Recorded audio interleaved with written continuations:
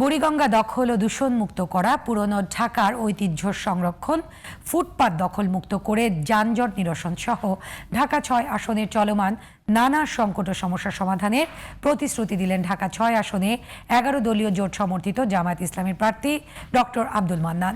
বৃহস্পতিবার বিকেলে সদরঘাট এলাকায় ঢাকা ৬ আসনের নির্বাচনী ইশতেহার অনুষ্ঠানে তিনি দুর্নীতি, চাঁদাবাজি, মাদক নির্মূল সহ ন্যায় ও ইনসাফের সমাজ গড়ার প্রতিশ্রুতি দেন। ওবায়দুল হক মারুফের রিপোর্টে বিস্তারিত।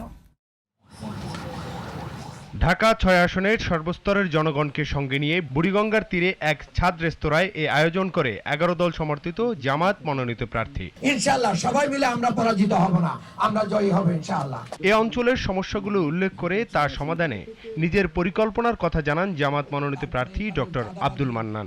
গাবতলী থেকে পাগলা পর্যন্ত এই আমাদের দখল মুক্ত করে এই মেরিন ড্রাইভওয়ের আদলে আমি কিন্তু এখানে বলেছি, প্রশস্ত রাস্তা যদি আমরা তৈরি করতে পারি, বুড়িগঙ্গা দূষণ মুক্ত করতে পারলে, নদী রক্ষা করতে পারলে, ওয়াটার বাস এবং অন্যান্য জায়গায় নৌপথে যাতায়াতটা বেড়ে গেলে আমাদের এই মেন রোডে যেটা এখানে চাপ কমে যাবে।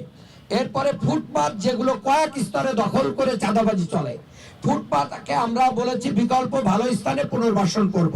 কেবল নির্বাচনী প্রতিশ্রুতি নয়, ঘোষিত পরিকল্পনা বাস্তবায়নে অঙ্গীকার ব্যক্ত করেন এই প্রার্থী।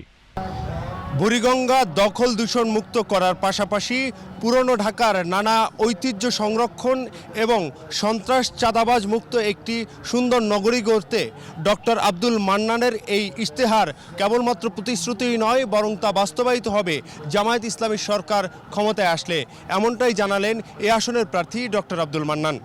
ওবায়দুল হক মারুফ, জিটিভি নিউজ, ঢাকা।